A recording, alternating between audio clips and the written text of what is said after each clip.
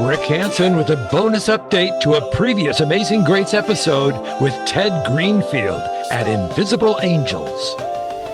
From the heart to the mic, on the field, on the stage, faith in they step as they turn the next page. Athletes, actors, musicians, authors, and more, sparking the flame, lifting up Jesus unashamed of his name. Life stories of struggle, redemption, and grace. Victories rising from a broken place. Legends of life with a purpose to show how God shows up when you let him flow. Amazing grace, shining bright, living the faith in the spotlight. Hearts on fire, now let it go. Turn it up, it's time to start the show. This is one of our very unique and exciting bonus episodes of Amazing Greats. I'm Rick Hansen, and thank you for joining us on this episode. Our guest today is a returning guest, and that's why it's called a bonus. We're just going to update on what has happened since our last conversation. So first of all, I'd like to say we had talked, Ted Greenfield's our guest today. We talked back in September of 2025, and that was in episode 77. I'm going to put all of that information here in the description as well so that people can find that. And if you missed that episode or if you forgot about it, you can circle back and check it out because I'll have the information right here for you right now. But for the sake of kind of bringing people into the loop here, what is Invisible Angels, your mission in life? Well, what is it and what do you do? Ted Greenfield, take it away. Hey, thanks for having me. It's great to see you again. Great to be back on again. Invisible Angels provides air rescue and recovery transportation, private air transportation for victims of human trafficking. So we work with law enforcement, state, federal, and local, and we work with a network of safe homes all across the country. And we provide safe, private, emergency on-demand air travel for human trafficking survivors. So when we get a call from law enforcement or safe houses or other rescue organizations and they say, oh, we've got a survivor and they're in Charlotte, they've just been rescued and we need to get them to a safe house in Houston, can you help us? And we have a private aircraft. We're a 135 air carrier, Part 135 air carrier, as well as we do work with the major giants, the major carriers, United, Delta, Southwest, American. And we transport them the best and most convenient way possible. We always travel with a survivor advocate, so they're never traveling alone. And we get them there quickly, safely, and as fast as possible. So our tagline is to safety in silence. Oh, wow. That is great. And this was, as your story is told, is it's just loaded. I mean, the theme of your whole story, as I listened back to it one more time recently, the theme is God had been in this in surprising ways all along. I mean, there's like things that you couldn't expect or wouldn't expect popped up and became a key part of the next step of Invisible Angels. And so that's the theme of all this. And then you give me a call the other day and say, wait a minute, there's one more God wink I need to tell you about. And so tell us about what has happened here in the past year. So early on, the first thing that I was, really concerned with when God started this organization and called me into it, I said, Lord, this is an aviation ministry. We are going to need lots of money. And God said something to me. He just said, don't worry about the money. And then the aircraft was donated, which was a $250,000 to $300,000 aircraft, 6-passenger pressurized aircraft was donated to us. And the money literally just kept on falling from the sky. We didn't do any fundraising, nothing. So we started operations in 2021. We're moving along. Everything's great. God tells me to write a book. I write a book called God is in This Fight, just talking about all God's miracles. And then I come onto your show. And I'm telling you about all the miracles and everything that had happened and telling everybody about the whole story.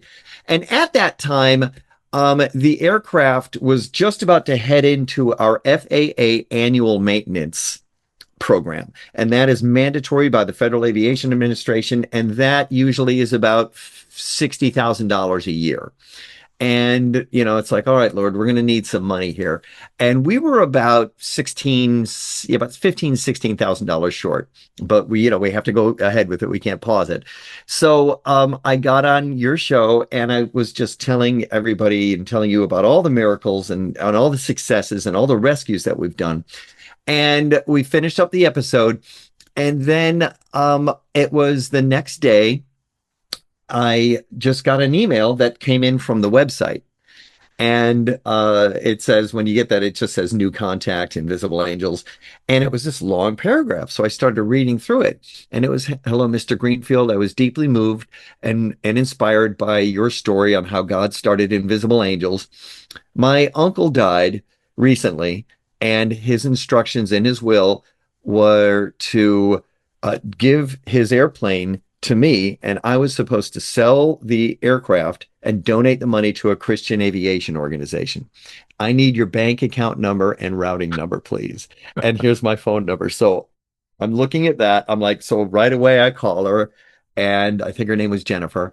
And I said, we had an hour-long talk just about God and invisible angels and her uncle and the kind of plane and everything. She goes, well, I did sell the aircraft, and it was an older antique aircraft, a real collector's item. It's not much, but I'd like to make that donation. And I said, oh, okay, that's great. And I just gave her the routing numbers and the account numbers so she can donate it. And it was $16,000, exactly what we needed. Whoa. Whoa. Now, Yeah. and if I remember right, is a part of the story that she was really not an Amazing Greats listener. No, this is even crazier. Yeah. This proves that there is not a wink of your eye, a breath, a sparrow falling to the ground without God witnessing it. Because she said, Ted, I didn't even know about the Amazing Grace podcast. I was on my treadmill and I was working out and I just wanted to hear Amazing Grace. I wanted to hear the song Amazing Grace. And I just typed in on my phone, but I must have mistyped it. And your podcast came up. She had never heard of you, never heard of the podcast before. And she's like, oh, and she started listening to it. And there we have it. Thank you, God. That is just so good. And maybe she's still listening to Amazing Greats on top of it all. Yes, maybe, hopefully. I think, but that really, we're faced every year with, we're coming up on a $760,000 budget now. We're working with the carriers, so we're flying most of our survivors now. We're flying on the major carriers just because it's easier, it's safer, and it's more convenient. We use our aircraft just for the little 2-hour flights anywhere in Florida, Southern Georgia, or if there's a little flight that we just can't get people to, we use our plane. But we also fly all of our survivors first class with an advocate. So that costs as much as as much as flying them privately in our plane. So there's really no cost difference. It's a nicer ride. They're first on and first off the aircraft. The flight attendants can keep an eye on them. The bathroom's right there, and the treats and food is better. So when God told me to fly him first class, he said the word for 2026 is extravagance, and it really makes a difference. And but also we still have to maintain our aircraft, and all the time. We're looking at our general expense just to really maintain the aircraft and keep everything current with the FAA. It's about $120,000 a year. Every 100 hours of use, our aircraft has to go into mandatory FAA inspection as well as every year. So the FAA is really on top of everything as they should be for safety reasons. And it's quite expensive. And God just said early on, don't worry about the money. And we've had so many other miracle stories where we were flying once up to Atlanta, and our main DG, our main compass in the aircraft, started spinning around, and during this Bermuda Triangle dance, right? And there was no passengers on it; it was just me. And the autopilot is tied into that instrument, so so the plane started acting wonky, and I shut the autopilot off, and I'm like, oh Lord. So I turned around and flew home, followed safety protocol, got the airplane to the shop. And the uh, the repair for that really wasn't worth doing it because it was an older instrument. We really had to upgrade to newer instruments. Anyway, long story short, then somebody came around literally the next day and donated $15,000. And then Mm. the next day after that, someone donated 10, and the total bill for that upgrade was $23,000. And God just Holy. said, "Don't worry about the money." And that's a Huh. very difficult place for me as a director of an organization or for anybody because we always want to be proactive. And we Yeah. don't want to sit around on the couch and wait for money to fall from the sky. So I'm always doing some kind of fundraising or something. Um, but I will say this, I never hear don't do the fundraising and I never hear don't do that. But I just hear this, don't worry about the money. And everything I do, any initiative that I set forth to raise money never works. No, it never works. I mean, hey, this great idea, we're going to do this. It just falls flat. And then I'm like, okay. And then I turn around and someone donates $30,000. So, and I think that, that's why I wrote the book. And that's why God told me to write the book, God is in this fight, because they're his children that are being rescued. Yeah. Well, this is a great update. Great to talk to you again. Keep us informed as to all of the great things that are happening with you. I didn't really realize that you were using commercial airlines a lot. But you're kind of the intermediary to get them from one We do to. all the logistics, and also we have, we're still an air carrier ourselves, so we have a safe to fly checklist. We make sure everything's fine. And now we're providing hotels, we're providing meals, and then again we're flying our survivors with survivor advocates, so they're never traveling alone. Right. And then there's meals. There was one survivor that hadn't eaten in a couple of days. And so, we get tickets into the business class lounge so they can just get in there and eat, and they're very safe in there.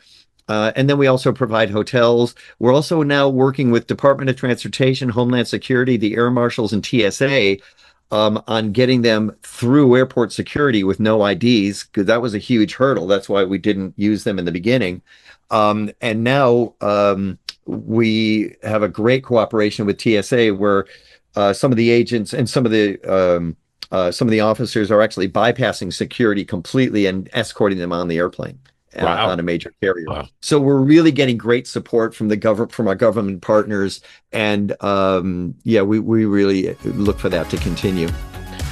Well, God bless what you're doing. God bless you for all of the hard work, and I can tell by the enthusiasm that it's your passion, and keep that passion alive and the fire burning. And thank you so much for rejoining us, Ted Greenfield, on Amazing Grace. Thanks for having me. It's great to be here. Great to see you again, too. Well, thank you for joining us for this quick Amazing Grace bonus update. You can find the original story with Ted Greenfield at www.amazinggrace.net, or click on the links below to go right to that episode or to listen to it on Apple Podcasts. It's all in the description below. Thank you for joining us.